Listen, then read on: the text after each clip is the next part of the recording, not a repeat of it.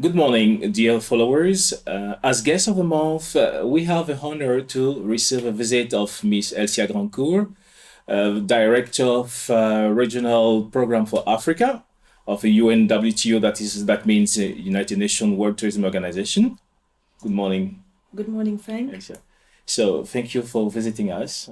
And our first question will be about what you do in at the UNWTO. So, as a director of a regional program for Africa, can you tell us what are the missions and the objectives of UNWTO, especially for your program that you lead?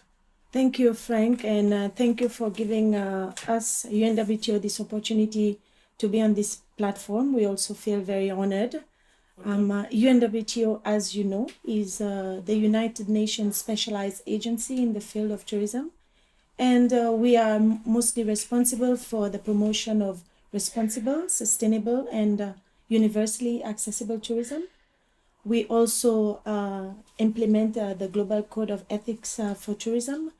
And we also work to promote tourism as an instrument in achieving the sustainable development goals that are geared towards reducing poverty and also fostering sustainable development. And at the regional program of Africa, the program that I'm currently leading, our mission and objective is to really provide support to the member states that we have. Today we have a total of 51 members. We just moved from 49 member states to 51.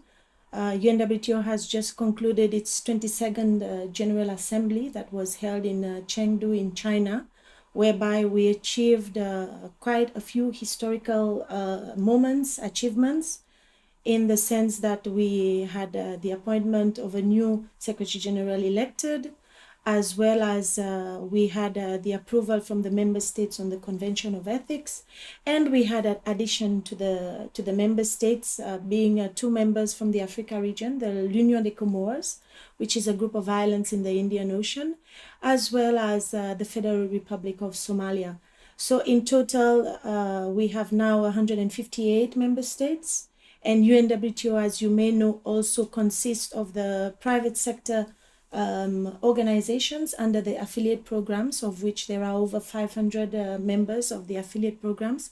And therefore, we work very closely to help the members to promote sustainable tourism also and mainstream it in their national agendas. And we also work to endeavor to ensure that the members fully benefit from the service of the organization. And what is the presence of the UNWTO in Africa? Are there regional field offices to monitor the action plans of the organization?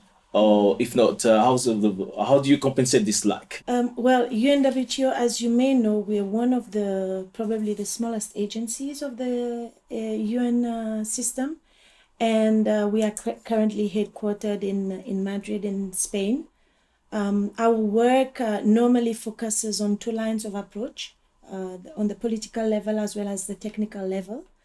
And we've achieved a lot. When you talk about having presence on the ground, the work that we do spans across the region, and not having representation on the ground does not stop us from being able to implement the technical projects that we have. We work with member states in helping them with the formulation of tourism master plans, for example, in developing the strategic marketing plans, crisis communication strategies, and even to the implementation of what we call the tourism satellite account. And all of these activities and projects, we are able to implement them with the support of partners. When we talk about partners, we talk about mainly partners such as UNDP, which is also from the UN family, the World Bank. And since they have the framework of country representation on the ground, this is where we tap into the network of services that is there, and we partner with them in being able to deliver on the requests from our members. And thus, this is how we are able to manage to keep our presence on the ground, other than other activities that we are doing, responding to members' requests, such as when they would want to, we are hosting, for example, workshops, training workshops or conferences. All this helps us to answer at least to the needs of the members. And this year, 2017, has been declared International Year of Sustainable Tourism for Development. Mm-hmm. So, what is the specific agenda for Africa within the frameworks of this celebration?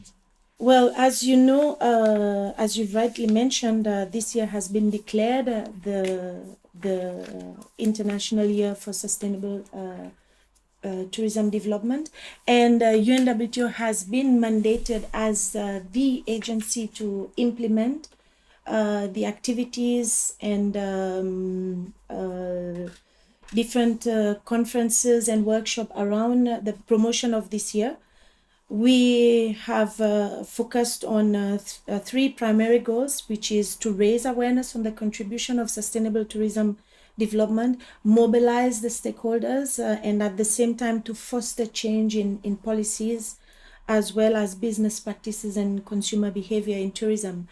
And all of this we've been able to achieve under 5 different pillars that we've identified, mainly under sustainable economic growth, social inclusiveness, resource efficiency, cultures, and mutual understanding, promoting peace.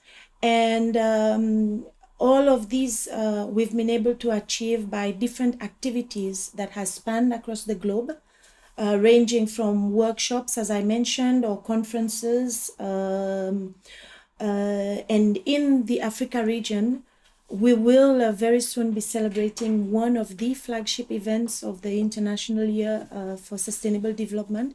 This will be taking place in Zambia, in Lusaka, Zambia, from the 16th to the 18th of November.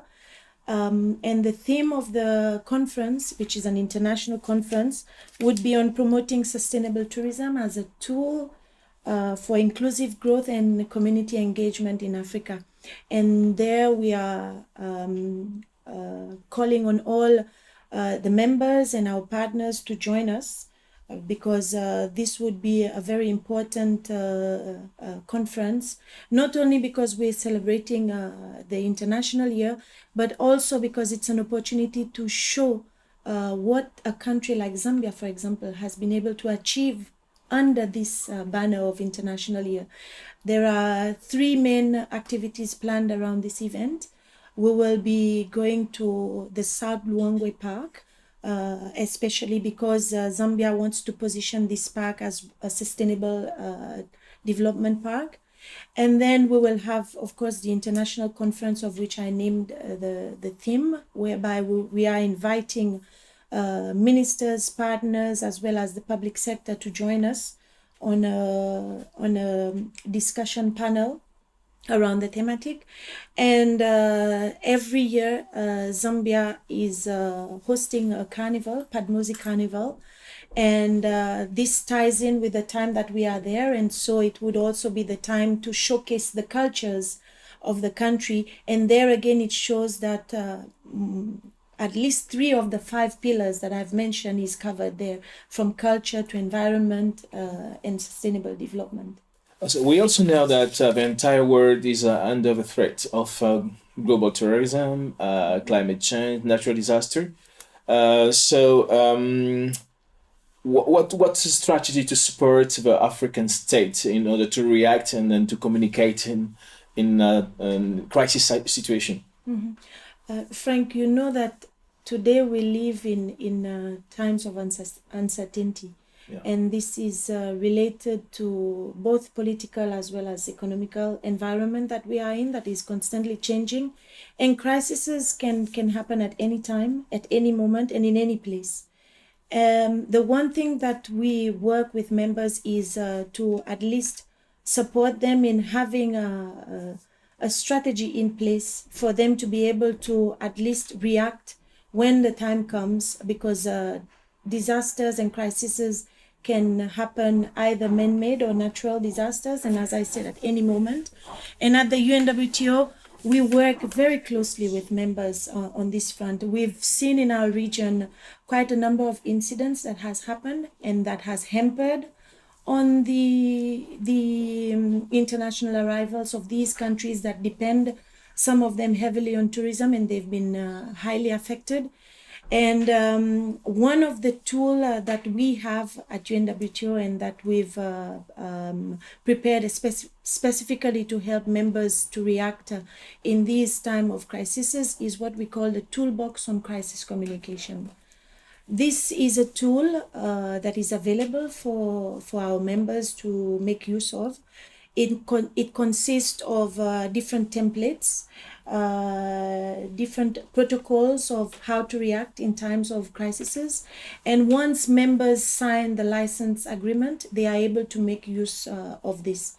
But that is one thing, is to react to when you have a crisis, but the preparedness is also important. And also that is why we work with countries in preparing a communications plan, a communications management strategy.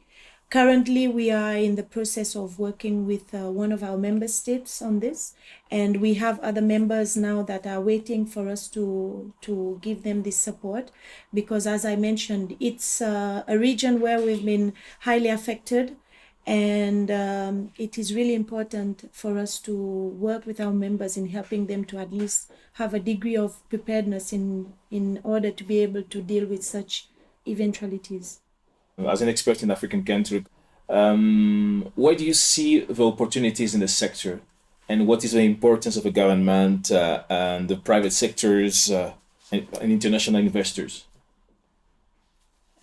Tourism, as you know, is a sector that is we always say it's government led but private sector driven, because the main role of the government is to ensure that there is the right climate, the right policy framework is set up there in order to be able to attract investors, in order to be able to attract private companies to come in and invest in the sector.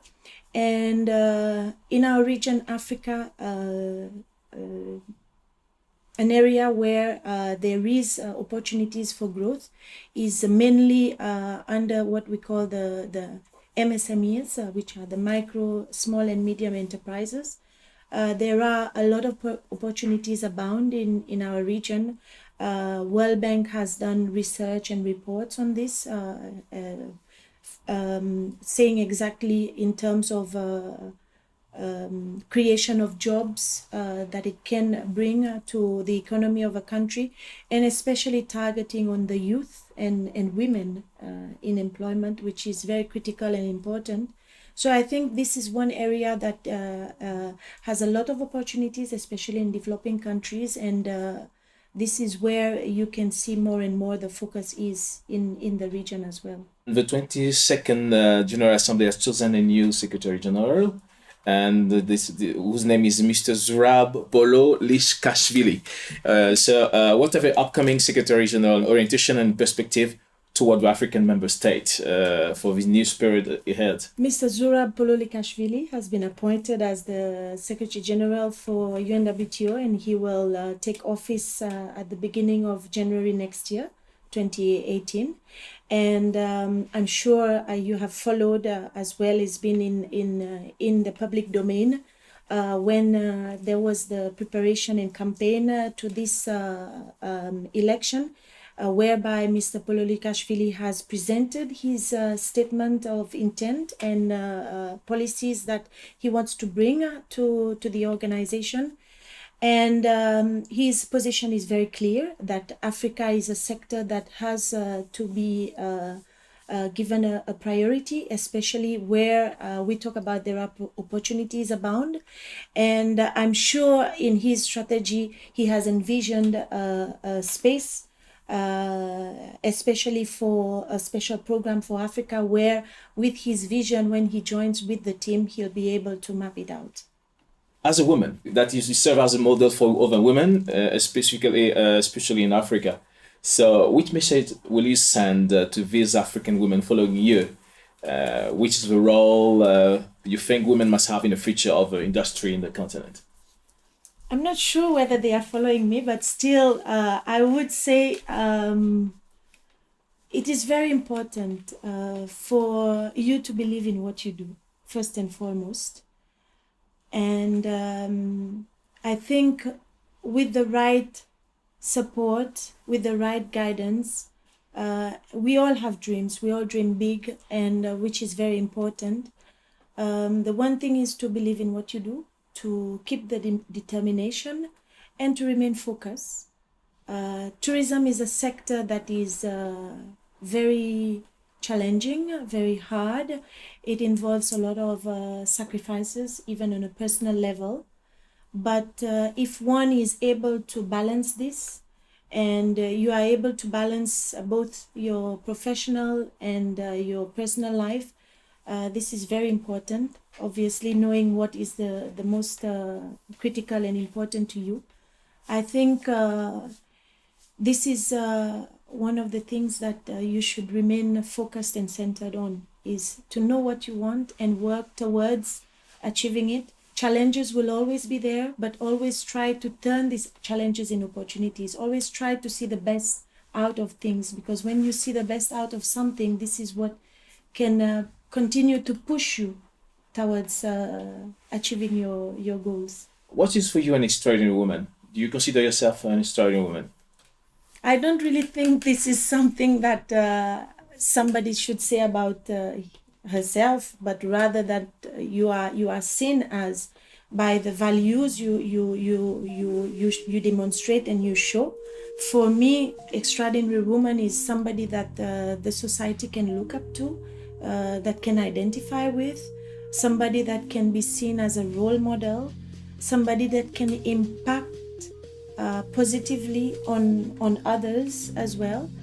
And as I say, I don't think I'm the one to say whether I'm an extraordinary woman, but maybe on that note I would say I deflect the question to my kids. That would be probably better position to say whether I'm extraordinary or not, because of all the joys and challenges that my work brings me, I think the most rewarding and the most challenging would be being a mother. Thank you, Miss Elcia Grandcourt, for answering to our question and for the qualified information. And dear followers, thank you for following us. And from our office, our headquarters in Avenida Mano Terrace, we will keep on informing you. Thank you. Thank you, Frank.